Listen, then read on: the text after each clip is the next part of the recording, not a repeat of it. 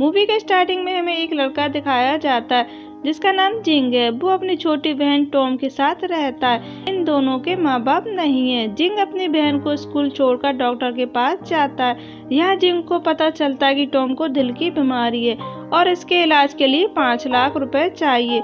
जिंग एक छोटी सी दुकान चलाता है, इसलिए जिंग के लिए ऑपरेशन का पैसा इकट्ठा करना मुश्किल है। एक दिन जिंग अपने दोस्त से मिलता है जो 1 लाख सेकंड हैंड फोन दिखाता है जो रिजेक्ट हो गए थे। वो कहता है अगर इन्हें रिपेयर करके बेचते हो तो तुम अच्छा पैसा कमा सकते हो।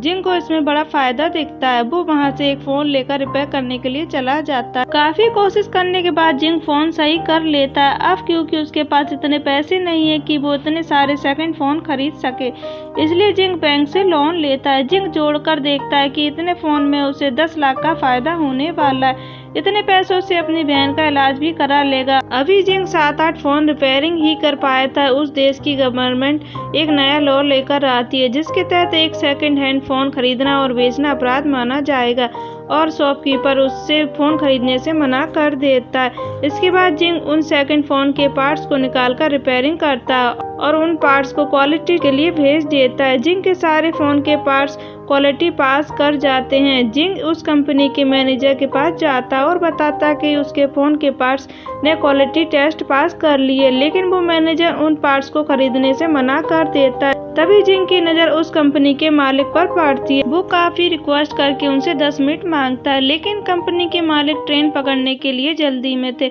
इसलिए वो वहाँ से चले जाते हैं। जिंग उठते गिरते जल्दी से ट्रेन में पहुँच जाता है और कंपनी के मालिक से फिर 10 मिनट मांगता है। वो मान जाते हैं क्योंकि उसे जिंग का आत्मविश्वास और लगन पसंद आता है। जिंग की बात सुनने के बाद वो प्रॉमिस करते हैं अगर उनके फोन के पार्ट्स क्वालिटी टेस्ट पास कर जाते हैं तो वो जरूर खरीदेंगे, लेकिन जिंग को अपनी तरफ से कोई भी बड़का प्लांट ना किसी तरह का एडवांस नहीं देंगे। जिंग एडवांस न मिलने वाली बात से थोड़ा मायूस होता है, लेकिन फिर भी ऑफर को एक्सेप्ट कर लेता है। जब जिंग शाम को टॉम को स्कूल से लेने जाता है तो टॉम उसकी चोट को देख लेती है। वो जिंग को गाड़ी संभल कर चलाने को बोलती है। अगले दिन जिंग अपने पड़ोसी लैग से मिलता है और वो उससे रिक्वेस्ट करता है कि वो काम करने में उसका पार्टनर बने।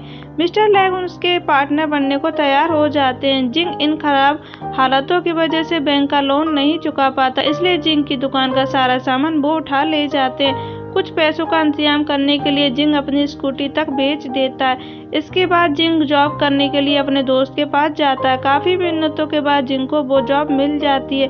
ये काम काफी रिस्की होता है, लेकिन ये काम करने के ठीक ठाक पैसे मिल जाएंगे जिससे वो अपनी फैक्ट्री का किराया और अपने वर्कर का पैसा दे सकेगा। इसके बाद जिंग अपनी फैक्ट्री खोलने के लिए एक पुरानी जगह किराए पर लेता है। जगह मिलने के बाद उसकी समस्या थी वर्कर्स की, क्योंकि उनके पास लोगों को देने के लिए रुपए नहीं थे, इसलिए इनको ऐसे वर्कर चाहिए थे या तो वो पैसे न ले या ले तो बहुत ही कम। ये कुल 4 वर्कर्स को काम पर रख लेते हैं और साथ ही जिंग के बूढ़े पड़ोसी भी उनको इस काम में ज्वाइन करते हैं। सभी लोग जिंग के साथ काम करना शुरू कर देते हैं। जिंग को बहुत ज्यादा काम करना पड़ता है क्योंकि रात को वो अपनी फैक्ट्री में काम करता है और दिन में वो हवा में लटक कर क्लीनिंग का काम करता है। जिंग की फैक्ट्री में वीडियोग्रामर का दोस्त जिंग से लड़ने लगता है क्योंकि उसने उस महीने की सैलरी से कुछ पैसे काट लिए थे। जिंग उसे बोलता है कि तुमने कुछ घंटे काम कम किए हैं, जिस पर वो जिंग को भला बुरा कहकर जॉब छोड़कर चला जाता है। फिर सभी वीडियो गेमर की शादी में जाते हैं। ये सभी यहाँ पर काफी एंजॉय करते हैं। वहाँ वो वर्कर भी होता है जिसने जॉब छोड़ी थी। वो जिंग के पास आकर माफी मांगता है और जिंग उसे माफ कर देता है। पार्टी के बाद जिंग और उसकी बहन वापस घर लौटते हैं। वो देखते हैं कि दरवाजे पर एक ताला लगा हुआ है और दरवाजे पर एक नोटिस लगा हुआ था जिसमें लिखा हुआ था पहले किराया दो उसके बाद घर में जाना, क्योंकि जिंग ने पैसे न होने की वजह से 3 महीनों का किराया नहीं दिया था। जिंग अपनी बहन को उस रात मिस्टर लैग के घर लेकर जाता है, वहीं पर सुलाता है। फिर 2 दिन बाद जिंग टॉम का रहने का इंतजाम अपनी फैक्ट्री में ही कर देता है। टॉम सो जाती है। टॉम के सोने के बाद उस रात जिंग के आंखों में आंसू बहने लगते हैं क्योंकि वो अपनी बहन को अच्छी लाइफ नहीं दे पा रहा था। अगली सुबह टॉम को स्कूल छोड़कर अपनी विंडो क्लीनिंग के काम पर चला जाता है। एक रात टॉम जिंग को जगाते हुए कहती कि बाहर से कुछ आवाजें आ रही हैं। जिंग बाहर जाकर देखता है तो वहाँ पर ताला टूटा हुआ था और कुछ चोर उसका सामान ट्रक में लेकर जा रहे होते हैं। जिंग को देखते ही वो वहाँ से भागने लगते हैं। जिंग उनसे किसी तरह उनके एक आदमी को पकड़ लेता है। दूसरा आदमी ट्रक लेकर भाग जाता है। इस लड़ाई में जिंग की 2 उंगलियां भी टूट जाती हैं। पुलिस को चोरी किया हुआ सामान भी मिल जाता है। अगले दिन जब जिंग अपनी विंडो क्लीनिंग काम करने पर होता है तो उसके हाथ से बकेट गिर जाती है। इस पर उसका सीनियर उसको ग्लव्स उतारकर अपनी उंगलियां दिखाने को कहता है। वो देखता है कि जिंग की उंगलियां टूटी हुई हैं। सीनियर बहुत गुस्सा होता है और जिंग को काम से निकाल देता है। इसके कुछ दिन बाद फैक्ट्री का मालिक जिंग को फैक्ट्री खाली करने को कहता है, क्योंकि जिंग ने उसे 3 महीने से किराया नहीं दिया था। जिंग बहुत मजबूर होता है। इसी वजह से वो उस कंपनी के मैनेजर से जाकर मिलता है। वो उससे रिक्वेस्ट करता है कि उसे कुछ एडवांस दे दे, लेकिन वो शुरू से ही चाहता है कि जिंग फेल हो जाए और वो एडवांस देने से मना कर देता है। उस रात जिंग बहुत ज्यादा दुखी होता और वो याद करता है उस पल को जब उसने मरते वक्त अपनी माँ को वादा किया था कि वो अपना और टॉम का ख्याल रखेगा।